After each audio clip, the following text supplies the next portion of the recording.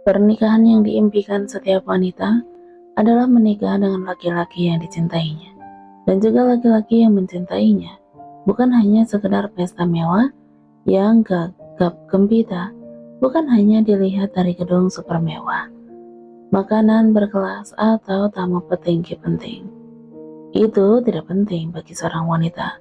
Yang terpenting adalah siapa yang bersamanya di pelaminan. Dania udah berdiri di samping suaminya. Mereka udah sah sebagai sepasang suami istri. Ini adalah pernikahan yang membuat iri seluruh wanita di negeri ini. Mungkin mereka tersenyum dan mengucapkan selamat pada Nania, namun dalam hati mereka mengutuki mempelai wanita, kenapa bukan dirinya. Hari ini Dania terlihat cantik dalam balutan baju pernikahan berwarna putih. Wajahnya juga penuh dengan senyuman. Sungguh dia sangat pandai berakting. Tolong beri dia penghargaan pernikahan termenyedihkan. Di sampingnya, zakat berbalut setelanjang sungguh terlihat sangat tampan. Para wanita tidak henti takjub dan memujinya, berharap dia adalah suaminya. Mereka menerima ucapan selamat. Tegakkan kepalamu, kau tidak perlu menundukkan kepalamu kepada mereka. Saga bicara di telinga Dania saat melihat istrinya itu berulang kali menundukkan kepala menerima ucapan selamat dari para tamu. Kau hanya perlu menundukkan kepalamu kepadaku. Baik. Dan di hari pernikahannya, inilah Dania mulai menyadari betapa besar kekuasaan dan tingginya posisi suaminya. Apa itu membuatnya senang? Tidak. Tangan kanannya udah terkepal gemetar dan berkeringat. Ayah yang udah menjual putrinya itu terlihat sangat bahagia. Dia bisa menyelamatkan perusahaan dan kehormatannya juga bertambah. Ibu tiri itu tersenyum dengan sangat senang. Telah bisa membuang anak yang bukan darah dagingnya pergi dari keluarga tanpa perlu repot ia usir. Sementara wanita itu, adik tiri Dania, Risa terlihat penuh kecewa.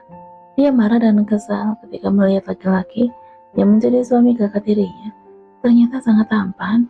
Kalau tahu begini, tentu dia yang memilih untuk dinikahkan.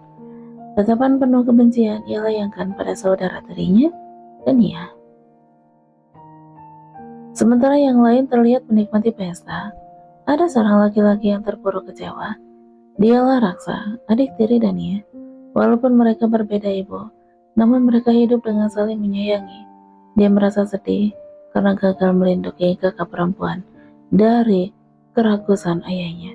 Dia berjalan lesu, tidak mempedulikan para wanita yang mencoba untuk mendekat dan menyapanya. Dia memilih berjalan menyusuri ruangan lain yang lenggang. Di luar ada aula utama tempat pesta berlangsung.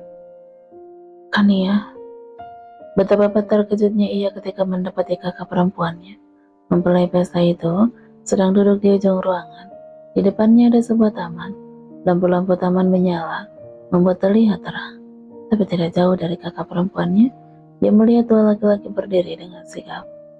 Bukankah mereka petugas penjaga? Ia berjalan mendekat. Kania? Gadis itu terkejut. Dia buru-buru menyeka matanya dengan sapu tangan yang dipegangnya, mencari asal suara. Dua orang petugas yang tadi berada di tidak cukup jauh berlari mendekat. Tidak apa-apa pak, dia adik saya. Dan ia terkejut ketika tiba-tiba salah satu pengawal itu udah memegang tangan adiknya. Tolong, lepaskan tangan Anda. Maaf, nona muda. Mereka membungkukkan kepala lalu beranjak, berdiri di posisi semula. Kenapa kakak di sini? Raksa duduk di samping Dania, menggenggam tangan wanita itu erat. Tuan Saga menyuruhku mencari udara segar karena melihatku udah kelelahan. Lihat. Dania menunjuk dengan ekor matanya. Mereka mengikutiku sesuai perintah Tuan Saga. Maafkan aku, Kak. Kenapa? Karena aku tidak bisa melindungi Kania dari keserakan ayah dan ibu. Malah aja mereka memilih bangkrut dan merintis semuanya dari awal. Mereka tidak perlu mengirimmu ke tempat ini. Raksa, Kania baik-baik aja. Suami Kania orang baik kok. Apa ada orang tua baik yang meminta anak gadis sebagai alat pembayaran hutang? Tidak. Tidak orang tua kita ataupun dia. Sama-sama manusia jahat. Dan dia melihat sekeliling. Dia takut ada yang mendengar ucapan adiknya. Jaga bicaramu. Apa aku akan dibunuh kalau ketahuan memakinya? Raksa, jangan begitu. Jangan bicara sembarangan yang akan mengancam jiwamu. Kania akan melewati ini semua dengan baik. Percayalah. Bagaimana aku bisa percaya, Kak? Aku tahu dia laki-laki seperti apa. Rumor tentangnya tidak akan muncul tanpa alasan. Dania menyentuh kepala adiknya lembut. Aku percaya kalau aku mencintaiku, Raksa. Tapi aku mohon, demi keselamatan hidup dan masa depanmu, kau harus mulai menjaga sikap dan kata-katamu, terutama terhadap suamiku. Karena aku sendiri belum tahu sekejam apa atau seburuk apa hal yang bisa dilakukannya kemudian hari. Maaf Nona Muda, Tuan Muda memanggil Anda untuk masuk kembali ke aula. Oh baiklah, aku udah merasa segar. Mari kita kembali. Dania menarik tangan adiknya. Ayo masuk. Tersenyumlah dan nikmati pestanya. Walaupun ia sendiri tahu, ia tidak menikmati pesta meriah ini sama sekali. Dania kembali masuk ke dalam aula pesta. Suasana masih meriah. Lantunan lagu dari penyanyi ternama silih berganti. Dania sudah berada di samping suaminya. Laki-laki itu sedang berbicara dengan seorang wanita. Wanita itu terlihat sangat cantik. Penampilannya terlihat elegan. Mungkin dia putri dari keluarga terpandang. Selamat, udah menjadi istri laki-laki hebat seperti Kasaga. Wanita ini memanggil suaminya dengan sebutan nama. Sepertinya mereka dekat. Terima kasih Nona. Dania menjawab sambil tersenyum cerah, menunjukkan bahwa dia bersyukur menikah dengan laki-laki hebat, seperti yang dikatakan wanita di hadapannya. Jangan sungkan, panggil aja Clarissa. Baik Nona Clarissa. Dania mengangguk saja. Kakak akan datang ke pesta? Clarissa melingkarkan tangannya di lengan Saga. Tidak peduli kalau laki-laki itu udah berubah status. Terlebih juga istrinya ada di sampingnya. Kak Saga terlihat sangat tampan. Lepaskan tanganmu. Suara Saga terdengar masam. Clarissa buru-buru melepaskan tangannya. Laki-laki ini tidak pernah menggunakan nada bicara seperti itu biasanya. Apa karena ada istri di sampingnya? Tunggu, dia tidak menikah dengan wanita kampungan ini karena benar-benar mencintainya kan? Tidak mungkin, karena dia tahu siapa wanita yang disukai Saga sebenarnya. Saga meninggalkan istrinya dan Clarissa tanpa sepatah kata pun. Beberapa orang menyapa dan menunduk hormat padanya. Lalu mereka memasuki sebuah ruangan VIP bersama. Tertinggal dua orang wanita yang tidak saling mengenal. Tunggu, dasar laki-laki sialan. Kenapa kau memanggilku masuk hanya untuk meninggalkanku sendirian di sini? Lebih baik aku masih duduk di taman bersama Raksa tadi. Apa kau pikir Kasaga menikahimu karena mencintaimu? Clarissa bisa berbicara sambil melirik tajam. Pandangan hangatnya lenyap. Sekarang mata itu seperti ingin mengiris sesuatu. Nona bisa menanyakannya pada suami saya? Lagi-lagi Dania menjawab dengan tersenyum. Kamu itu cuma wanita rendahan. Jangan bermimpi bisa mendapatkan cinta Kasaga. Ada apa dengan gadis ini? Kenapa dia memaki tanpa alasan begitu? Dania juga merasa kesal. Dia menarik napas dalam, berusaha menguasai diri. Paling tidak saya ini menikah dan menjadi istrinya kan? Apa aku tambah hebat?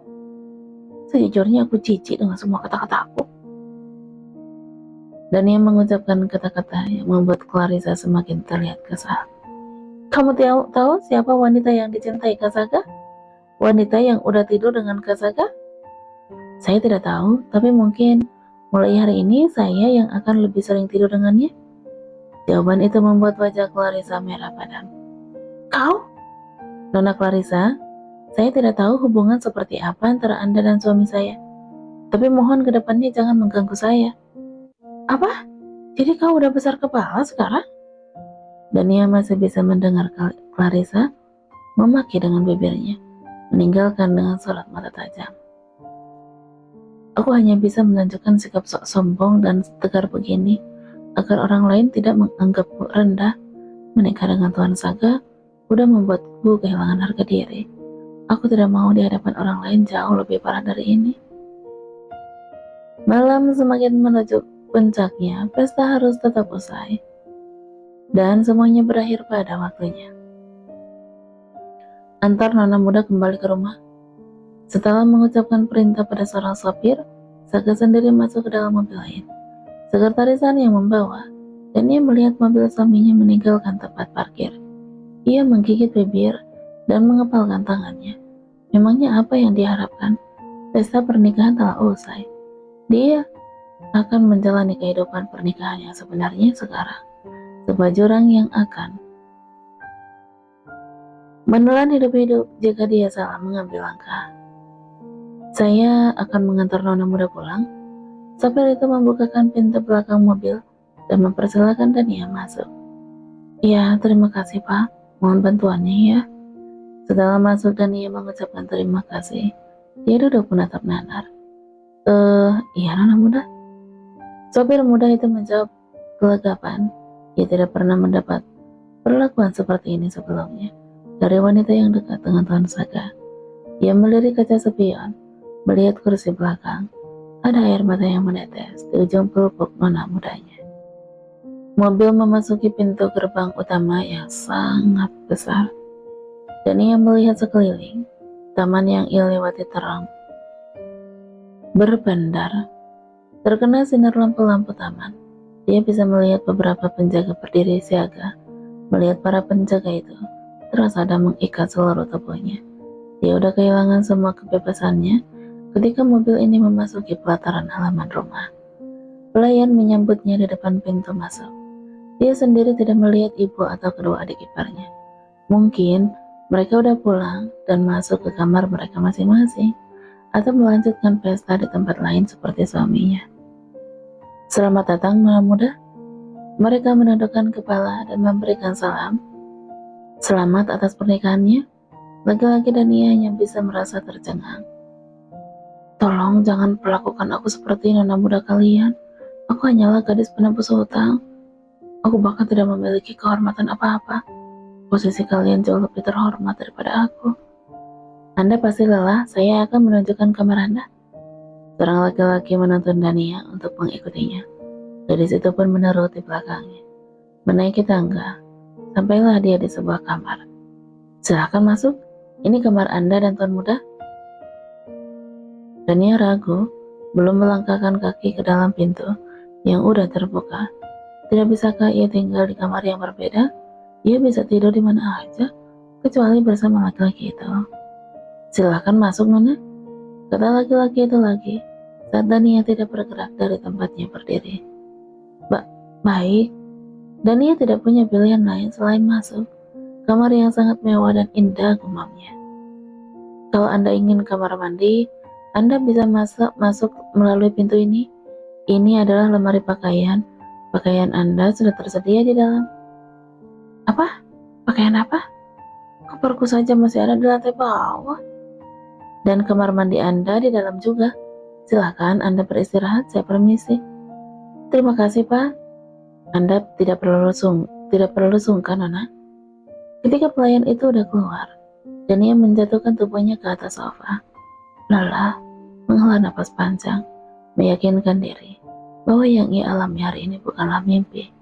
Dia udah jatuh ke dalam sebuah lubang besar yang udah tidak memungkinkannya untuk merangkak lagi.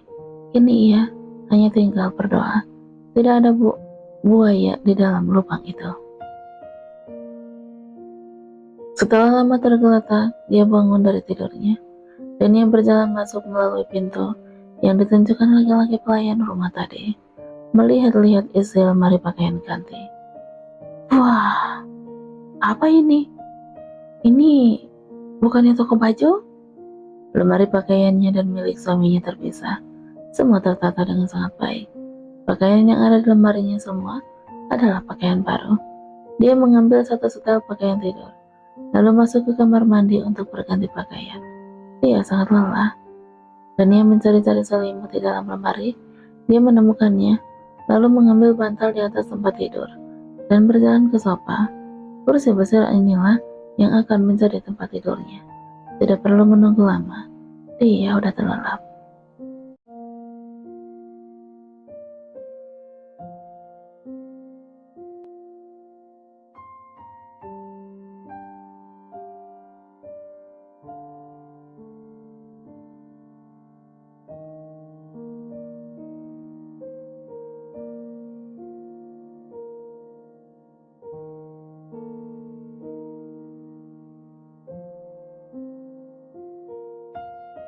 Saga meneguk gelas minumannya. Wanita yang ada di sampingnya sigap mengambil. Dia menyerahkan gelas itu ke tangan Saga dengan hati-hati. Saga tidak minum alkohol, jadi walaupun di ruangan ini yang lainnya minum alkohol, dia hanya minum minuman dingin. Kenapa kau tidak menikah aja kalau mau tahu rasanya? Ah, malam semakin larut, gelak tawa di mana-mana. Saga menyentuh rambut wanita di sampingnya. Gadis itu tersentak. Dia menatap lembut pria yang diinginkan semua wanita ini. Ia ingin menyentuhnya. Ia ingin mencium bibir laki-laki ini. Tapi ia tidak punya keberanian. Ia hanya bisa memandangi keindahan di depannya. Saga tidak suka disentuh oleh wanita-wanita yang menemaninya. Jadi tidak tahu rumor yang beredar yang mengatakan ia tidur dengan wanita yang berbeda tiap malam. Karena kenyataannya, wanita-wanita yang menghiburnya hanya bisa duduk di sampingnya, mengambilkan minumannya, menemaninya tertawa. Itu saja.